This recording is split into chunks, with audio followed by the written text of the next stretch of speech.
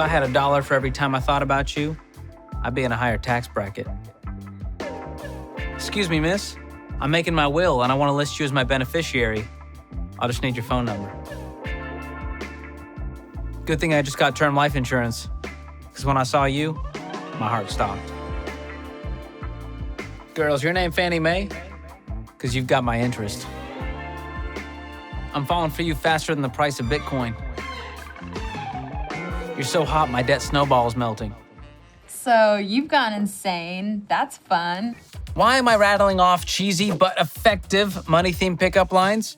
Well, in addition to trying to give Caleb Hammer some dating tips, yay! We're honoring the dawn of yet another cuffing season. You know, that magical time between fall and winter when people find new romantic relationships to make it through the harsher, colder months. Weird that became a fall-time thing, but then again, so did pumpkin spice. And we all know that's just gourd-flavored coffee. Girl, I'm stressed, but blessed. And pumpkin spice obsessed. Now, lucky for me, I've been done with the dating game a long time now. But I know a lot of you out there are in the trenches of modern dating, just ghosting your way through the murky waters of fish Tinder. And perhaps it was the spirit of the season, but it all got me thinking about the different ways we approach dating and relationships, especially when it comes to finances. I mean, it can be really awkward for some people to talk about money, but not knowing where your sig-auth stands can come at a cost. Literally. So I wanted to take this conversation to the streets to see what the people really think about some hard-hitting, hot-button money and relationship topics. But first, one final pickup line for you, Caleb. Excuse me, but are you a YouTube video? Because I need you to hit that like button on our connection and subscribe to this channel of love. Why did that give me Zoolander vibes, and why was I not mad about it? Did you ever think that maybe there's more to life than being really, really, really ridiculously good looking? All right, enough bad Zoolander impressions. Let's hit the streets. Do you care about how much your significant other makes? Absolutely. No. Not necessarily, as long as they're doing what makes them happy and trying their best in life. Certainly, I mean, there's points to it on the point scale system. You do get bonus points for it, but it's not a deal killer. Honestly, no. I thought you were gonna say honestly, yes. Me personally, I would say no. Was it ever a factor in y'all's relationship? I think we've grown together. So you start off, not making a whole lot, and we didn't have much, and we've built our life together. Would you date someone who makes less than you? Does that matter? Doesn't matter at all. So chill. I love this. Do you have like a lower limit number? Like, hey, if they're making $28,000 a year, I'm out. No, like same thing. If they're like motivated and passionate about what they're doing, I think that shows a lot more character than how much money you're making. I like this. I make a nice living, and I will go a little bit under, but I'm not going to take care of him. This needs to be an equal The thing. same price is right. That's right. Okay, That's I right. respect that. Would you be more likely to date someone if they made a lot of money? Is that a factor? Yeah, probably. Yes, a lot. Thank you for your honesty. Love rich men. Yeah. Doesn't hurt. It doesn't hurt. You know, like if they're making money, like and I'm like also attracted to him, I think that's like a good. That's a win-win. Yeah, it's a win-win. And you can keep up your lifestyle. Exactly. Brunching. Brunching with friends. Brunching ain't cheap. More than you can afford, pal. Money's not everything. So I think money's kind of lower down on the totem pole. It's the intellectual connection that's more important. Ooh, I like that answer. Would you date someone who doesn't believe in tipping? If they're a bad tipper, No, I would not date them. that's a red flag to you. Yeah, Bad total red tipper, flag. they're out. No. We don't want a stingy person. We want to No. date someone generous. That's exactly right. If there was some philosophical religious belief against, I'd try and be open to understanding where they were coming from. But if they were just a miserly Just tipper, stingy. that would be a problem for me, yeah. Okay. It's honestly like just nasty. Like Yeah. why would you go out to eat? I don't know. Like why would you go out to eat if you can't tip If you're your too server? broke to tip, don't go out to eat. That's your stance. McDonald's has a $1 menu for a reason. Boom. Roasted. Would you marry someone with significant debt? Yeah. As long as you're doing something to get out of it.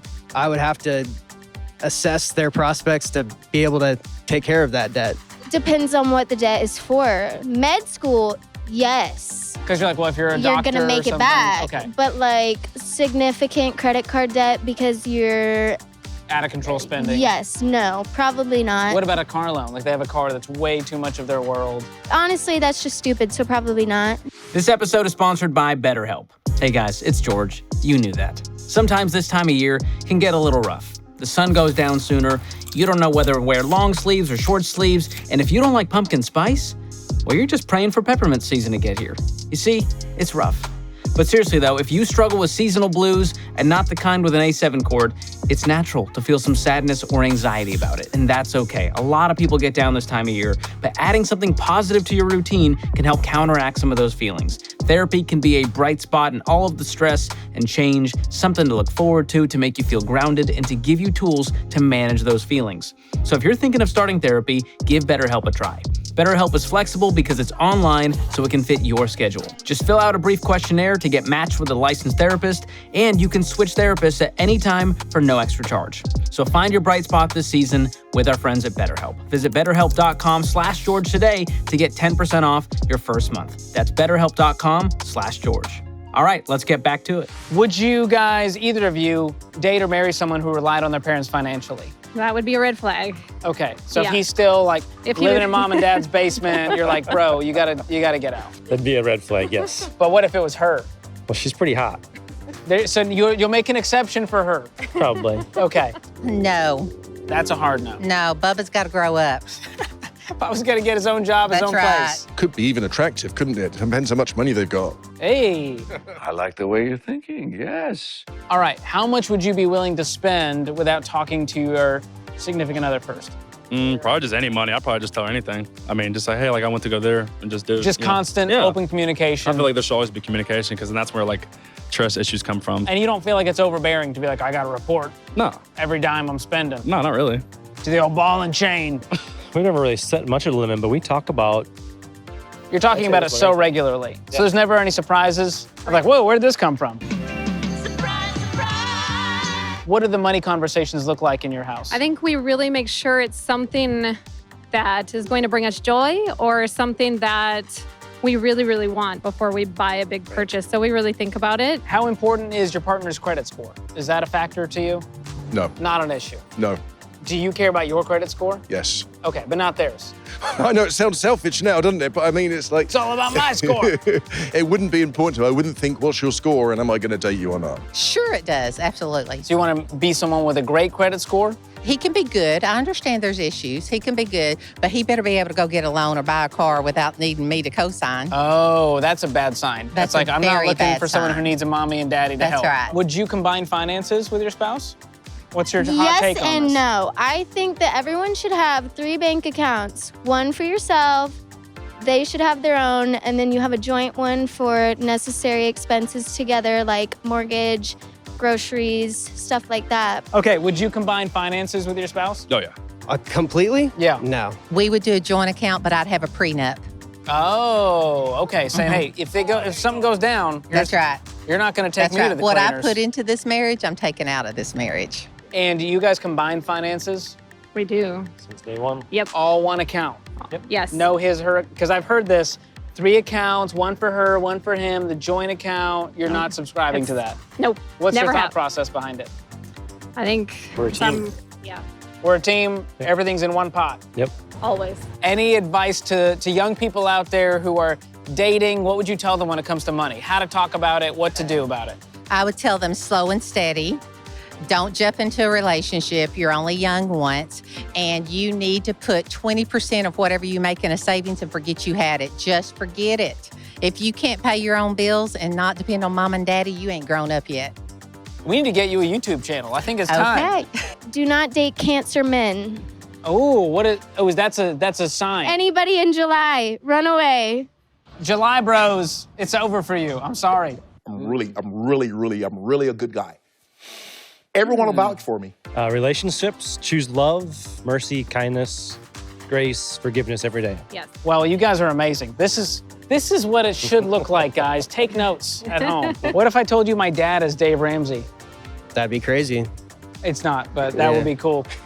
You know, he's got an office not far from here. He does. I've been there. Listen, for me, relationships aren't about the exact financial circumstance you or your person is in right now. The key to a successful relationship, a successful marriage, is aligning on the big things, right? Your principles, your values, your goals. You gotta align on those major things that make up who you are and make up the person you're trying to become. And obviously, how you handle finances is a big part of that. Now, you've got to align on things like politics, religion, parenting, and whether you're Android or iPhone people. And let me tell you, if my wife was an Android girl, I don't know that I could live with green text for the rest of my life. So Android people, Go find Android people, okay? You deserve each other. What's that supposed to mean? So what does aligning on money really look like? Well, for me, it's sharing principles like valuing a debt-free lifestyle, keeping a joint bank account, combining finances, discussing spending choices together and communicating regularly, practicing delayed gratification instead of YOLO, being intentional about building wealth for the future. And for married folks, I know a lot of you maybe have never been on the same page when it comes to money, but it is not a lost cause, I promise. I see this happen all the time. If you don't know where to start, going through a money course like Financial Peace University is a great way to start the conversation and create a plan together. I'll drop a link to that below if you want to check it out. Now remember, kids, this cuffing season, shift the money conversation from the nitty-gritty of dollars and cents to values and experiences. It doesn't need to be this weird, awkward conversation. Don't make it a financial interrogation. Play it cool, okay? Have some Riz. I don't know what that is, but they tell me I should have more of it. What is Riz? And keep in mind, you two are coming from completely different life experiences, and that's why you sometimes have very different views on money. And that's okay. You need that balance, okay? Generally in a relationship, there's going to be a spender and a saver, a free spirit and a nerd, a toilet paper over person and a toilet paper under person. And that's a good thing, except for the TP. There's only one way God intended it, and I have the patent to prove it. There, the toilet paper inventor said, "Front, please." But if you try to understand where your partner's coming from, you're going to make a whole lot more progress with your money and your relationship. So give each other some grace and always move towards common ground. And be sure to let me know in the comment section your hot takes on the stuff we covered today. Do you agree with all those nice people in the street? Do you disagree? It's not gonna bother them. They don't know you exist. Oh, and send this video to someone special that you have in mind to cuff. It's a nice sly way to sneak in there. Way classier than striking up a Snapchat streak. Thanks for watching. We'll see you next time.